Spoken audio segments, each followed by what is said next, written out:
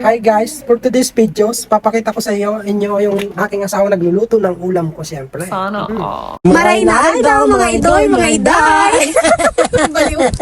So guys, this is my ulam for today. Sili lang, tsaka sibuyas.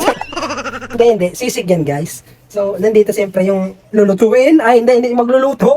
Yung magluluto. Hindi po siya ang lulutuin, siya po magluluto. Kasi mukha siya guys, si Charon, no? Putok batok. Ito guys, putok baba. Guys, pinapainit niya na. Siyempre pagod ako guys, igala ko sa deliver, Guys, may pasa ako dito guys, sinuntok niya ako kagabi. Yan guys, pag hindi nagluto, alam niyo ba guys, pag hindi nagluto, siyempre bugbugin yan. Kaya guys, hindi yan talaga kusa nagluluto kung hindi nakakatikim ng aking kamao. Yan guys, hindi ko na pinapakita pero nakakatikim ng aking kamao. Joke lang yun. Siyempre, joke lang yun guys, kasi siyempre. Totoo yun guys. Yan, joke lang. Ganyan lang guys, guys. Yan guys, nilalagay niya na. Nilalagay niya na yung sibuyas. Pakita mo sa kanila. Uy! Argentina, baka naman. Argentina, baka naman. Mag-ads ka sa amin. So guys, nilalagay niya na. Masarap na masarap. So yan, ilalagay niya ito mamaya pag malutong na. So, mamaya na, pag luto na, magbabay ka muna sa kanila. Mamaya, sabihin mo mamaya. Mamaya. Papatikim ba? Sabi mo dun yung pakit si ate. Sige. Sinahalo-halo na ng aking asawa. Nilalagyan niya pa ng paminta. Para saan yung paminta, lab? Pampalasa. Pampalasa. Anong tawag yan, lab?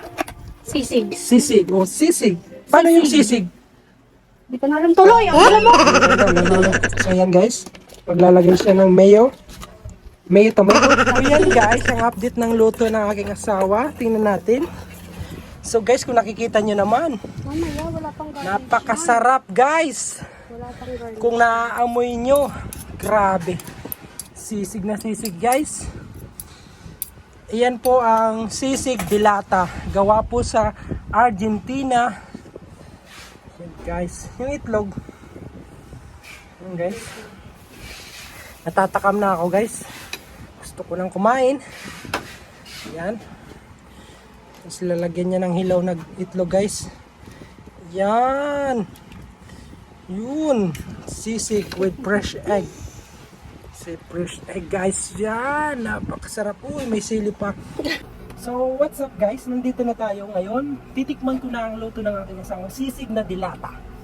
So, nakikita niyo naman guys. Amoy itlog. Kunti ng kanin ah. Magbibitin ako dito. Ako na dun. Mamaya. So guys, titikman ko na. Sa aking unang subo guys.